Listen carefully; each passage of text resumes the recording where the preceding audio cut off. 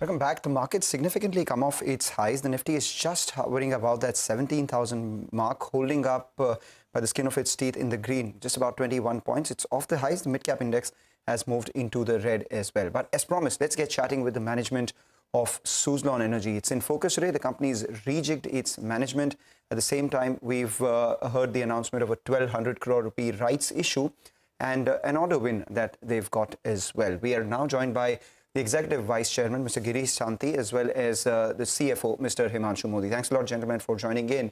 Mr. Tanti, at the outset, condolences on the demise of Mr. Tulsi Tanti. We do hope that, his soul gets eternal peace and the family gets a fair amount of strength. Thank you.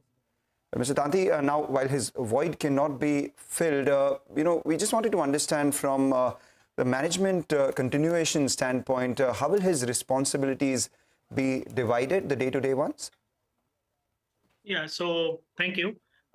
Basically, our incoming chairman and managing director, Mr. Vinod Tanti, and myself, both of us together, have decided to manage the overall role which Tulsibai was playing. So, most of the internal side of the business would be taken care by our chairman managing director, Mr. Vinod Tanti, and I would take care of the external stakeholders and the other matters from the external part. Okay. Mr. Tanti, deepest condolences for the loss that the family suffered. Just wanted to continue with this conversation about the transition of management. At any point, has the company considered that maybe selling off stake or moving towards a different type of maybe, management would be something on the cards, something which is not related to the family at all? No, so I think, there is a very strong foundation that our Tulsibai had set for the organization. And I think we are on a very strong chart now for, growing from here. And we've had internal management discussions with the leadership team, and all of us have jointly committed ourselves to driving the vision and the plans which have been charted out. And we all stay committed, both from family as well as from the management, to deliver on the plans which we have charted out. So there are no plans otherwise. Right. And we presume that the rights issue is a function of that itself, strengthening the balance sheet of the company. Just wanted to understand a couple of things.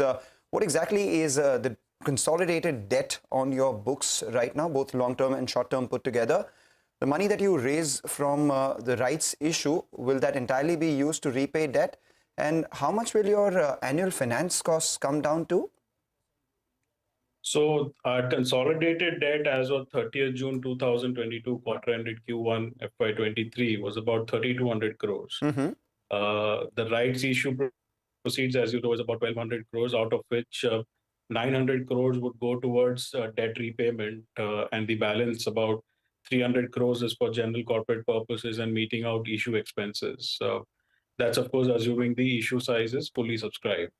So in tranche one, which is, out of it, since it's a partly paid share, out of the 1,200 crores, we are calling for 50% of the paid up amount. So roughly about 2.5 rupees per share, which would translate into 600 crores in tranche one, of which 16.5 crores is the estimated issue expenses. So 583.5 crores in tranche one would go towards debt repayment.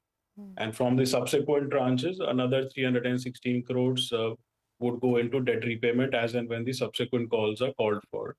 So a total of 900 crores would get reduced from the 3,200 crores as on June 30th, 2022. Of course, in addition to that, there are scheduled repayments that we have as per the loan agreements, which the company's cash flows are robust enough to be met on a regular basis. From time to time. What is March 23, whilst I'm not in a position to give you a number, but the debt size would be significantly leaner and meaner as compared to the June 22 balance sheet. Can you give us what your ideal consolidated debt would look like? What is the company's internal target? You said that you do have a repayment schedule. Give us a sense in terms of what a comfortable debt figure would look like. And after this rights issue, we would assume that the fundraising is closed from the company's end, at least for some time. And if so, for how long? So, I mean, whilst, as I said, since we are in the silent period and in the middle of rights issue, I do not want to give any outlooks. But our EBITDA is close to about 850 crores for FY22. And I think, from a management perspective, a debt to EBITDA of about 2:1 is what we would be targeting to get comfortable with going forward. So that's about 1700 odd crores. Just wanted to press a little further on the interest costs as well, because FY20 your interest costs were closer to 1400 odd crores. FY21 they slipped to sub 1000 crores. FY22 was 735 odd crores. The first quarter interest expense was 148 crores, and you in the presentation have said that reduction in finance costs by virtue of all the other things that you're doing, the full impact will be visible in the second quarter. That plus the debt repayment that you're making, etc. Just wanted to understand, what will your interest costs or interest expense finally settle at? So if you see our interest costs, as you said, historical for FY21, FY22, or even the first quarter of FY23, a large component of the interest cost was non-cash interest cost, which was resulting from the 20-year instruments by way of optionally convertible debentures and certain preference shares that were issued to erstwhile lenders, which no longer exist on the balance sheet, as we've converted those instruments into a liquidity listed shares of the company and allotted those to the lenders. Therefore, the non-cash interest cost will significantly come down. It will become virtually zero. And our existing borrowing that we have is at about 9.5%. So, I mean, about 300 crores on a current run rate basis would be the interest cost. Of course, from the rights issue proceeds, as we pare down the debt, assuming a 900 crore reduction, we would have a total 90 crore interest cost saving further beyond what we would see in the Q2 results as and when they come out. Okay. Mr. Tanti, this question is for you in particular. Mr. Sanghvi is one of the investors in Suzlon. Now that there is this transition which is taking place, have you heard or have you had any conversations with Mr. Dilip Sanghvi? What might his participation be in Suzlon at this point in time? He is participating in the rights issue, but besides that, on a larger, more fundamental basis, would there be any kind of participation from Mr. Sanghvi? Yeah, so the Sanghvi family has been a critical, important partner for us in our journey, and we have had discussions with them as part of the transition plan, and there wouldn't be any change as regards to the understanding of the relationships we have.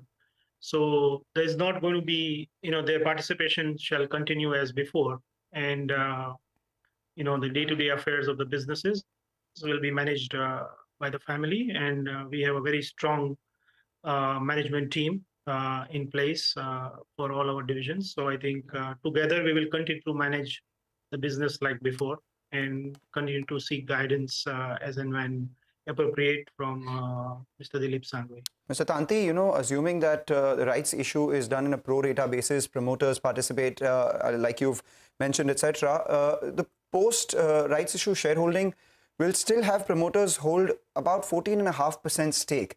That makes you susceptible to being acquired, perhaps forcibly as well, outside of your will, by people who might be looking at opportunities out here.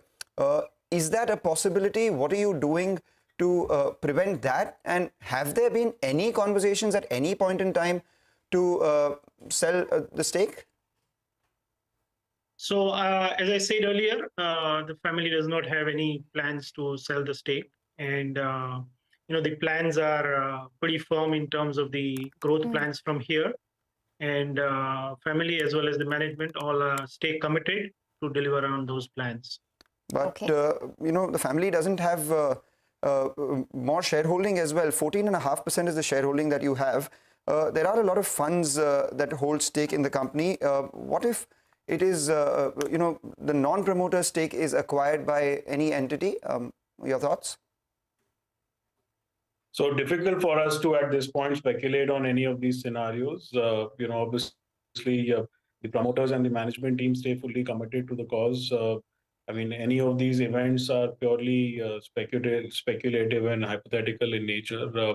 If and as and when should the company be confronted with such situations, we will of course appropriately react should such a situation arise. And there Okay. hasn't been any offer. Sorry, can you repeat There that? hasn't been Because- any offer yet for Suzlon. Sorry, we couldn't hear, your audio is not. There hasn't been any offer yet for Suzlon.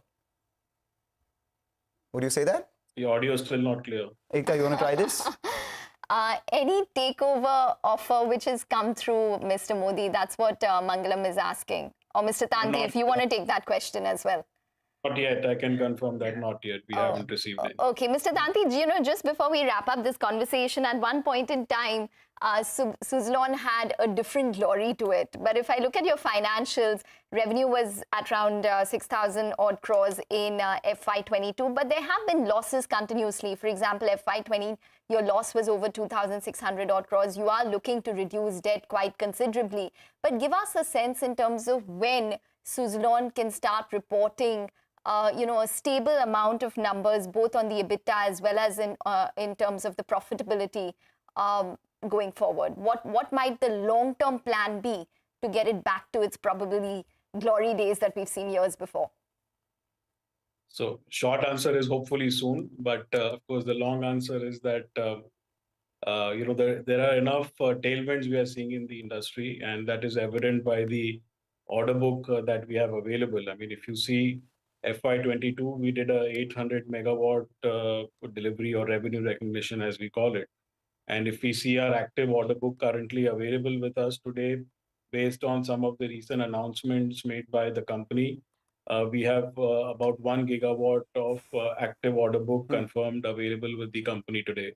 Now, that order book availability, along with a much more lean, mean balance sheet with reduced fixed costs, reduced interest costs, I think we are on the definitely on the path of a good performance for the company. Of course, from the numbers perspective, our Q2 results after the rights issue would be out by end of this month or early November, as in when the board reconvenes, and the markets would hear about the performance at that point in time. Take that point. Thanks a lot, Mr. Modi, as well as Mr. Tanti, for joining us, giving us those detailed outlook as far as the company's business is concerned, though we will hold on to the numbers that you report for the next couple of quarters. With that, we slip into a short break, come back on the other side. We keep our eye out on the market.